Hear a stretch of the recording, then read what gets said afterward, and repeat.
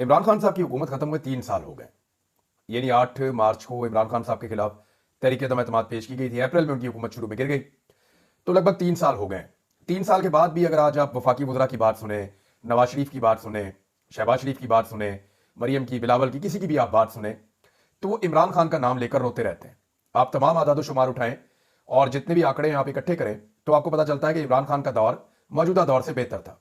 Growth भी ज्यादा हो रही थी, इंडस्ट्री भी चल रही थी, एक्सपोर्ट्स भी ठीक चल रही थी, पाकिस्तान के अंदर महंगाई भी काफी कंट्रोल थी, बहुत सारी चीजें। कोरोना के बावजूद पाकिस्तान को जो है वो मईशत को गिरने नहीं दिया इमरान खान साहब ने। कुछ खतरात नहीं थे ऐसे। लेकिन रजीम चेंज ऑपरेशन के बाद एकदम पाकिस्तान डाउन गया और इतना नीचे गया कि अब तक ये हुकूमत संभाल नहीं पा रही। और रोजाना की बुनियाद पर, चाहे दहशतगर्दी का मामला हो, चाहे कोई भी मामला हो, ये हर चीज पर इमरान खान का रोना रो रहे हैं। अब आप अंदाजा कीजिए कि 3 साल से ये लोग हुकूमत में, ये किस कदर नालायक होंगे कि 3 साल के बाद भी ये इमरान खान का नाम लेकर रो रहे हैं। इनकी किस्मत में ही रोना है। मैं बताता हूं कैसे। जब ये परवेज मुशर्रफ के दौर के बाद पाकिस्तान वापस आए तो पीएमएलएन को पंजाब में हुकूमत मिली। हम 5 साल देखते रहे कि शहबाज शरीफ रोजाना रोते हैं, नवाज शरीफ रोजाना रोते हैं मुस्लिम लीग काफ का नाम लेकर, परवेज इलाही का नाम लेकर। हालांकि परवेज इलाही ने पंजाब में बेहतरीन वजारत आला अपनी चलाई थी, बहुत सारे ऐसे मनसूबे वो लाए जिनकी आज पंजाब में पहचान है। फिर हमने देखा 2013 में इन्हें वफाकी हुकूमत मिली तो ये रोते रहे 5 साल पाकिस्तान पीपल्स पार्टी का नाम लेकर के, पीपल्स पार्टी ने तबाह कर दिया, तबाह कर दिया, तबाह कर दिया, तो ये रोते ही रहते हैं। उसके बाद 2018 में इमरान खान साहब को हुकूमत मिली तो उन्होंने ये जरूर कहा कि मुझे हुकूमत बहुत बुरी हालत में मिली। जनरल बाजवा ने हमें कहा था कि पीएमएलएन की हुकूमत जाते जाते मईशत के अंदर ऐसे गड़े खोद कर गई कि 3 साल तक आने वाली हुकूमत की कमर सीधी नहीं हो सकती थी। और ऊपर से कोरोना भी आ गया। और यह बात मिफ्ता इस्माइल साहब ने जनरल बाजवा साहब को बताई थी। जनरल बाजवा साहब ने बहुत सारे सहाफियों की मौजूदगी में ये बात हमें बताई। अब हुआ यह कि इमरान खान साहब इक्तदार में आए, बजाय रोने धोने के उन्होंने काम शुरू किया। उन्हें बहुत मुश्किलात का सामना करना पड़ा, उन पर बहुत तनकीद हुई पहले ही साल में, लेकिन दूसरे साल से उन्होंने मईशत संभाल ली। फिर कोरोना के बावजूद उन्होंने मईशत को उठाया और 2021 में वो अच्छा परफॉर्म कर रहे थे और 2022 में बहुत अच्छी मईशत, दहशतगर्दी के मामला हो या जो कुछ भी मुल्क के अंदर हो रहा था, सब कुछ पहले से बहुत बेहतर छोड़कर गए इमरान खान साहब। उसके बाद जनाब दहशतगर्दों को पाकिस्तान में लाया गया और यह फार्मूला था जनरल बाजवा का। इस हवाले से बहुत सारे गवाह मौजूद हैं कि जनरल बाजवा चाहते थे कि अफगानिस्तान से जो लोग पाकिस्तान से चले गए हैं ऑपरेशंस के नतीजे में, जो अस्करियत पसंद है, उन्हें वापस लाया जाए पाकिस्तान में और बसाया जाए। इमरान खान साहब को उन्होंने कुछ हद तक कायल किया, लेकिन इमरान खान साहब ने कहा कि ठीक है, ये अगर हम करेंगे तो ये पार्लियामेंट इसके ऊपर फैसला करेगी। हम ओपन डिबेट कराते हैं, इसके ऊपर बात करते हैं, ये बड़ा हसास मामला है। उन लोगों को लाकर अगर बसाना है तो ठीक है, मिलकर इसको काम कर लेते हैं, लेकिन पार्लियामेंट इसके ऊपर बात करेगी।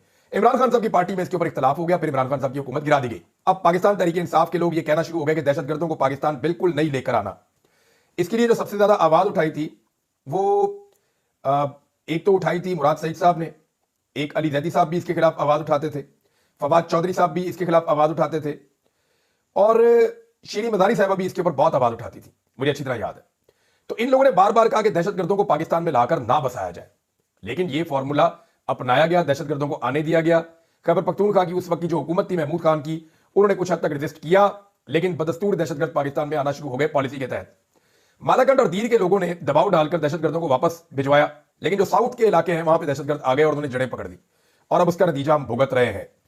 तो ये जब भी इक्तदार में आते हैं ना, ये पिछले हुक्मरान की जान को रोते रहते हैं, काम टकेगा नहीं करते, और काम करते हैं तो मेगा प्रोजेक्ट्स लेकर आते हैं, बड़े बड़े प्रोजेक्ट्स, ऐसे प्रोजेक्ट्स जो सजावट के लिए होते हैं, जो यादगार के तौर पर रखे जा सकते हैं। ऐसे प्रोजेक्ट लेकर आते हैं जिससे ह्यूमन अपलिफ्ट नहीं होती, यानी इंसानों की तरक्की नहीं होती, यानी ये ह्यूमन डेवलपमेंट के ऊपर काम नहीं करते, बल्कि मेगा प्रोजेक्ट्स के ऊपर काम करते हैं। उनमें बड़े बड़े कमीशन भी होते हैं, आपको पता है। बहरहाल इनकी किस्मत में रोना है, ये पहले भी रोते रहे, ये अब भी आपको रोते हुए दिखाई दे रहे हैं। और अब एक नई खबर आई है नाज़रीन, ये खबर बड़ी मजेदार है। ये खबर देखें आप। खबर ये कह रही है कि जो 190 मिलियन पाउंड जिसका केस चलाया गया इमरान खान साहब पे, बुशरा बीबी पे, और उन दोनों को जनाब गिरफ्तार करके रखा हुआ जेल में। अच्छा, जेल में उन्हें गिरफ्तार किया हुआ है कि उन्होंने 190 मिलियन पाउंड की करप्शन की है। अलकादर यूनिवर्सिटी वाला जो केस है, वो यूनिवर्सिटी भी बनी हुई है, वहां पे बच्चे भी पढ़ रहे हैं। दूसरी तरफ कहते हैं कि 190 मिलियन पाउंड कौम का इमरान खान ने लूट लिया अपनी बीवी के साथ मिलकर, ये कहते हैं। अब बजाय इसके कि वो पैसा इमरान खान साहब से बरामद करते हो, पता चला ये पैसा तो पड़ा हुआ है हुकूमत के पास ही। अब उस पैसे को ये इस्तेमाल करने जा रहे हैं कोई दानिश यूनिवर्सिटी और एमर्जिंग टेक्नोलॉजी के क्याम के लिए, कुछ और तालीमी मकासद के लिए, कह रहे हैं पैसा निकाल के हम इस्तेमाल करेंगे। अब दोनों में से एक ही बात हो सकती है ना, या तो 190 मिलियन पाउंड इमरान खान और बुशरा बीबी खा गए, या फिर उस 190 मिलियन पाउंड से ये वाली हुकूमत तालीमी काम करने जा रही है, या इदारे बनाने जा रही है, या तालीमी शोबे में लगाने जा रही है। दोनों में से एक ही बात सच हो सकती है ना। एक तरफ कहते हैं कि खा गए 190 मिलियन, दूसरी तरफ कहते हैं 190 मिलियन हम तालीम के ऊपर लगा रहे हैं। भाई या तो वो खा गए या फिर आप तालीम के ऊपर लगा रहे हैं, दोनों में से एक चीज हो सकती है, दोनों चीजें नहीं हो सकती। तो ये कौम को बेवकूफ बनाते हैं, लेकिन एक लेवल तक की चीजें होती है ना। अब बेवकूफ बनाने के लिए जो टिकटॉकर है उन्होंने कोशिश की जनाब अस्पताल में जाके हीरोगिरी करने की, और वहां पे जनाब मैं शुक्र करें आपको अरेस्ट नहीं करवा रही। क्यों जी, आप कैसे अरेस्ट करवा सकती हैं किसी को गैर कानूनी तौर पे? वैसे करवा तो आप सकती हैं, बेशुमार लोगों पे आपने पर्चे करवाए, आपके वालिद गिरामी ने बेशुमार उनके दौर में हुए पर्चे, शहबाज शरीफ साहब के दौर में बेशुमार लोगों के ऊपर पर्चे हुए, तो पर्चे करवाना तो पुराना वतीरा है। अभी एक और इंकशाफ हुआ है कि किस तरह नजम सेठी साहब के ऊपर दहशतगर्दी का मुकदमा नवाज शरीफ साहब ने खुद करवाया था, हाल ही में इंकशाफ हुआ है ना। वैसे खबर तो बहुत पुरानी है, लेकिन बार बार ये चीजें सामने आती हैं। तो ये पर्चे करवाने का बड़ा पुराना तरीकाकार है, बंदे उठवा लो, गिरफ्तार करवा लो, अगवा करवा लो। वो बेचारा ज़ईम लगारी उसने खबर दी, उसको उठवा दिया एजेंसियों से, और आईएसआई उसको उठाकर लेगी, ले जाकर उसको सेल में डाल दिया। वो एक हफ्ता बेचारा वहां पे पड़ा रहा, 8वें दिन उसको छोड़ा और वो वापस आया, साथ ही बारिश हुई और उसकी खबर सच्ची साबित हो गई। अब उससे माफी भी कोई नहीं मांग रहा। तो ये यहां डॉक्टर साहब को हीरो बनने के चक्कर में जो दलील किया गया उस पर डॉक्टर्स का बड़ा सख्त रद्द-ए-अमल आ रहा है, और अंदर ही अंदर लावा पक रहा है। बहुत सारे जो डॉक्टर्स हैं वो हमारे मीडिया वालों से राब्ते कर रहे हैं, और वो ये कह रहे हैं कि उन्हें बड़ी तकलीफ है इस बात की कि जो बिहेवियर हमारे सीनियर डॉक्टर्स के साथ रखा गया है। अब कहानी क्या है, इसके अंदर थोड़ा सा ट्विस्ट है, कुछ चीजें मैं आपके सामने रखता हूं, और ये बड़ी इंटरेस्टिंग चीजें हैं। एक तो ये है नाजरीन के जो डॉक्टर साहब हैं जिन्होंने तनकीद की एक वीडियो बना के, कोई डॉक्टर तो बैरून मुल्क हैं तो उनको तो फर्क नहीं पड़ता, तो फेसबुक पर उन्होंने मरियम नवाज पर तनकीद की। जिला भक्कर के डॉक्टर शहरयार वल्द रफीक अहमद खान न्याजी, उनके खिलाफ मुकदमा दर्ज कर दिया गया जी पीका एक्ट के तहत। अच्छा, डॉक्टर साहब ने क्या कहा देखें। डॉक्टर साहब कह रहे हैं मरियम नवाज साहब को उस्तानी, और वो ये तनकीद कर रहे हैं डॉक्टरों के ऊपर कि जनाब आप क्यों जो है वो डरे रहते हैं, जब आप बात नहीं करेंगे, अपना हक नहीं मांगेंगे, तो ना आपकी इज्जत की जाएगी और ना आपको दवाइयां दी जाएंगी। आपने मरीजों को दवाइयां देनी है, गवर्नमेंट फंड्स देगी तो आप दवाइयां देंगे ना।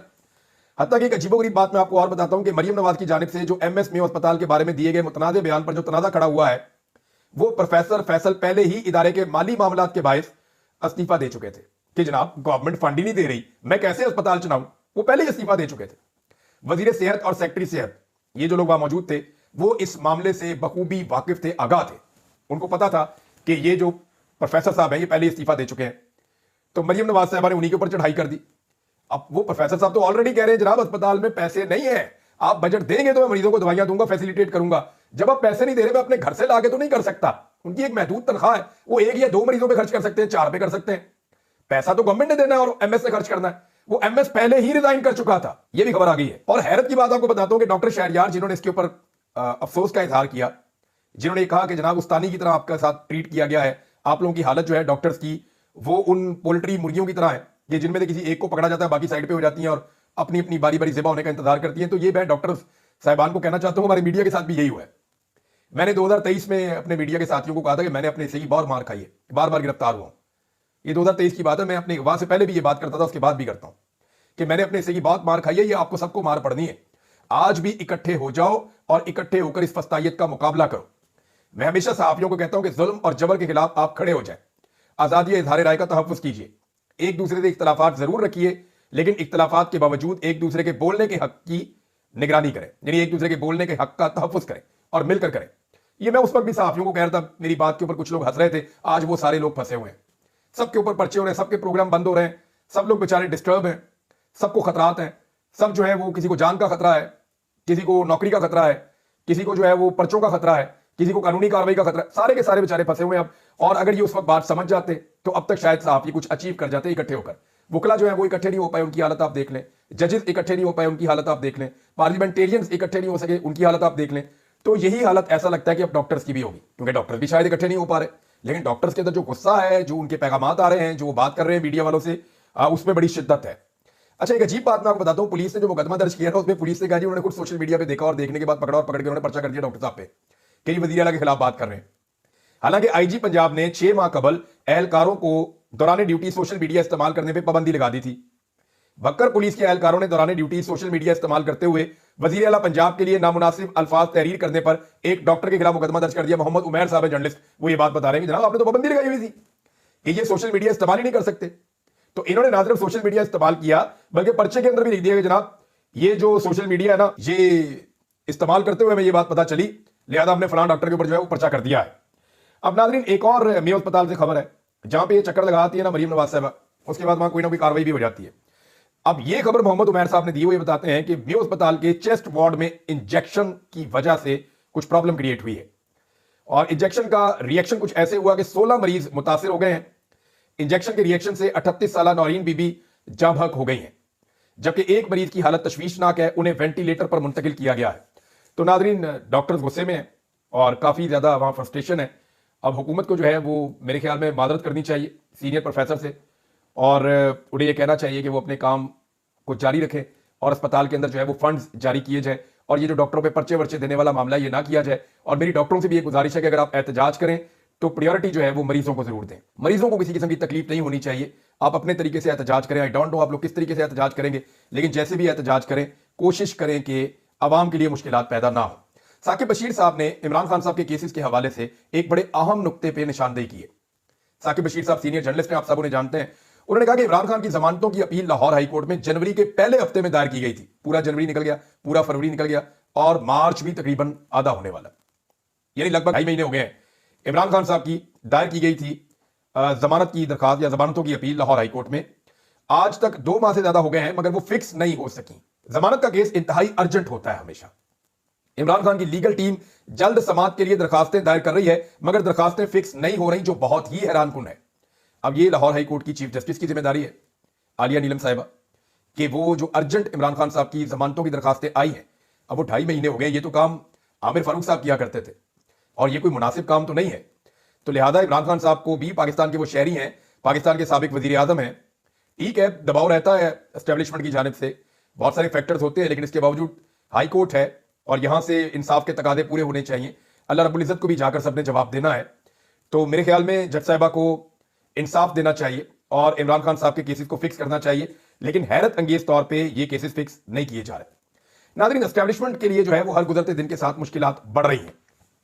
यहां मैं आपको एक स्टेटमेंट सुनाने लगा हूं, और ये स्टेटमेंट जो है ये मोहसिन दावड़ साहब ने दिया। मोहसिन दावड़ साहब जो है वो एस्टेब्लिशमेंट के बड़े फेवरेट थे उस वक्त जब रजीम चेंज ऑपरेशन किया जा रहा था।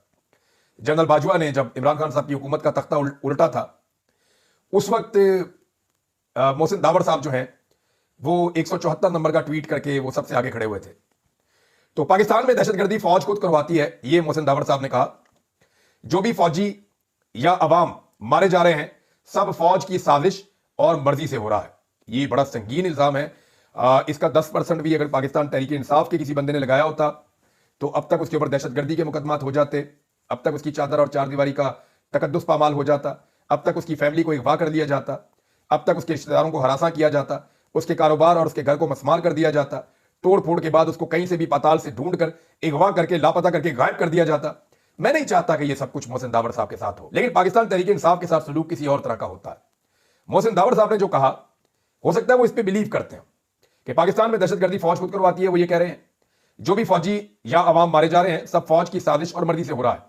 ये मोहसिन दावड़ साहब ने कहा। देखिए, इस वक्त जो बलूच रहनुमा है वो भी नाराज है, चाहे वो महमूद खान अचकजई हैं, चाहे वो अख्तर बेंगल साहब हैं, या दीगर बलूचिस्तान के रहनुमा हैं, वो सबके सब नाराज हैं और परेशान हैं कि ये किस किस्म का खिलवाड़ किया जा रहा है बलूचिस्तान के साथ, पाकिस्तान के साथ, और ये एस्टेब्लिशमेंट से नाराज है। खैबर पख्तूनख्वा की बड़ी पॉलिटिकल पार्टी सबकी सब एस्टेब्लिशमेंट से नाराज है, चाहे वो मंजूर पश्तीन के साथ बेशुमार नौजवान हो, चाहे वो बारक बलोच के साथ खड़े हुए बलूचिस्तान के नौजवान हो, वो सारे भी नाराज हैं। और दोनों सूबों के अंदर दहशतगर्दी लगातार बढ़ती चली जा रही है।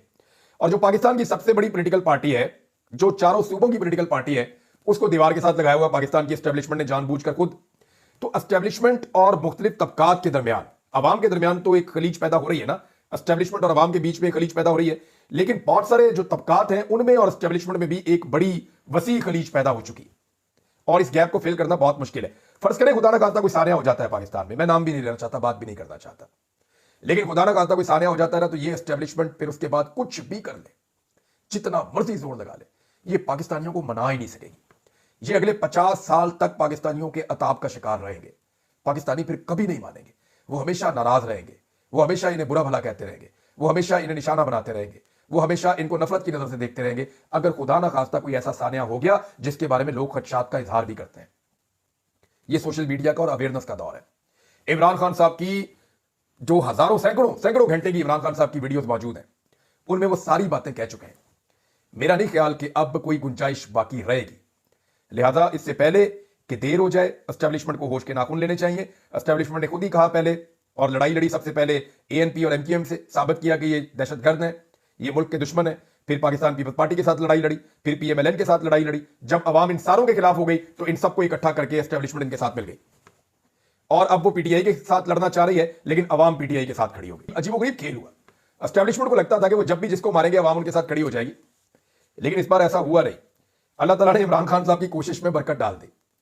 अल्लाह ताला ने उन तमाम लोगों की कोशिश में बरकत डाल दी जिन्होंने कुर्बानियां दी, मारें खाई, जेलें बर्दाश्त की, सऊबतें बर्दाश्त की, जिन्हें अगवा किया गया, जिनके ऊपर जुल्म और बर्बरियत की गई, जिनके चादर और चार दीवारी का तकद्दुस पामाल किया गया। नाज़रीन, पाकिस्तान तहरीक इंसाफ ने हार नहीं मानी। वो अभी भी अपनी एहतजाजी तहरीक को डिजाइन कर रहे हैं। हालांकि देखिए, इमरान खान साहब को बाहर कैसे निकालना है, इसके लिए कोई डिजाइन पाकिस्तान तहरीक इंसाफ के पास नहीं है। कोई कंक्रीट मनसूबा फिलहाल नहीं है। मामला यह है कि एस्टेब्लिशमेंट ने इमरान खान साहब को अपना दुश्मन समझ लिया है और इमरान खान साहब एस्टेब्लिशमेंट के साथ किसी डील के लिए तैयार नहीं है। तो ऐसी सूरत में तो एक लॉक लग गया है। अब तो सड़कों में फैसला हो सकता है। अवामी दबाव इतना बढ़ जाए कि इमरान खान साहब को छोड़ना पड़ जाए एस्टेब्लिशमेंट को। यही एक तरीका है। बाकी उन्हें समझ नहीं आ रही कि क्या करें और कैसे छोड़े। तहरीक इंसाफ तय कर रही है कि हमने एहतजाज किस तरह का करना है, जुलूस करने, जलसे करने, रैलियां निकालनी या एक लॉन्ग मार्च करना है। और जो अब तक मेरे पास इत्तला है उसके मुताबिक यह है कि पहले जलसे जुलूस किए जाएंगे, कुछ रैलियां निकाली जाएंगी, सेमिनार्स किए जाएंगे, प्रोग्राम्स करवाए जाएंगे और उसके बाद फाइनली लॉन्ग मार्च पे ही पाकिस्तान तहरीक इंसाफ को आना पड़ेगा। 10 अप्रैल को पाकिस्तान तहरीक इंसाफ एक बड़ा प्रोग्राम करेगी जिस दिन इमरान खान साहब की हुकूमत बनाकर बिलावल ने कहा था कि वेलकम टू पुराना पाकिस्तान, और उस दिन से पाकिस्तान की तबाही शुरू हुई थी। तो उस तारीख को जब पाकिस्तान की अवाम की मुंतखब हुकूमत को गिराया गया था और ऐसे लोगों को लाकर बिठाया गया था जिनकी शक्लों को अवाम ने मुस्तरद किया था, तो उस तारीख को पाकिस्तान तहरीक इंसाफ बड़े प्रोग्राम्स करने का इरादा रखती है पाकिस्तान में। अब देखते हैं कि ये प्रोग्राम किस तरह होते हैं। नाज़रीन, जाते जाते खबर आपको और देता हूं, और ये बड़ी अफसोसनाक और अजीबोगरीब खबर है। खबर यह है नाज़रीन कि पाकिस्तान मेजबान था चैंपियंस ट्रॉफी का और पाकिस्तान फाइनल के अंदर मौजूद ही नहीं था। यानी क्रिकेट टीम तो नहीं खेली, जो हम मेजबान थे कम से कम ट्रॉफी देते हुए तो हमें वहां मौजूद होना चाहिए था ना, पीसीबी को वहां पे होना चाहिए था। तो शुएब अख्तर साहब ने सवाल उठाया कि कहां थे सारे, कोई भी नहीं आया। हम मेजबान थे चैंपियंस ट्रॉफी के और ट्रॉफी का जो इवेंट खत्म हुआ, भारत ने उसको जीत लिया, भारत को बहुत मुबारकबाद, पाकिस्तान वहां पे मौजूद ही नहीं था। यह कितनी बड़ी नाअहली और नकम्मापन है, पूरी दुनिया के अंदर पाकिस्तान की बेइज्जती करवाई है। और एक वाकया नाज़रीन इंतहाई अफसोसनाक इस्लामाबाद में हुआ, उसकी वीडियो अब सामने आई है। लोग कहते हैं वाकया थोड़े दिन पहले का है कि खवातीन को कुछ मर्द हजरात जो है वो मार रहे हैं, कुछ गुंडे जो हैं वो खवातीन के बाल पकड़ के उनको घसीट रहे हैं, सड़क के ऊपर मार रहे हैं। मैंने ये मनाजिर देखे हैं पहले, पुलिस इसी तरह घसीटती रही खवातीन को। पाकिस्तान तहरीक इंसाफ की खवातीन के ऊपर इस तरह का जुल्म और बर्बरियत बार बार की गई है, उसके कुछ के विजुअल्स भी मौजूद हैं। लेकिन क्या ये रियासत से सीखा इन गुंडों ने और ये ऐसे खवातीन को सड़कों के ऊपर लटा के मारेंगे और घसीटेंगे? ये बड़ा अनफॉर्चुनेट है। यानी मुझे ऐसा महसूस हो रहा था कि मैं वहां क्यों नहीं था। मैं ताकत से रोकने की कोशिश करता इन लोगों को, और जो लोग वहां मौजूद थे उनको भी इनको रोकना चाहिए था। अब आईजी इस्लामाबाद का इम्तिहान है कि वो कितनी जल्दी ऐसे बदमाशों को पकड़ के कैफरे किरदार तक पहुंचाते हैं। वैसे उस वक्त जब ये खबर चल रही थी तो दूसरी तरफ किसी ने एक तस्वीर लगाई हुई थी कि आईजी इस्लामाबाद सब्जियों के निरख चेक कर रहा है बाजार के अंदर, वो चेक कर रहा है सब्जियों के रेट ठीक है या नहीं। और दूसरी तरफ ये देखे इस्लामाबाद में क्या हो रहा है।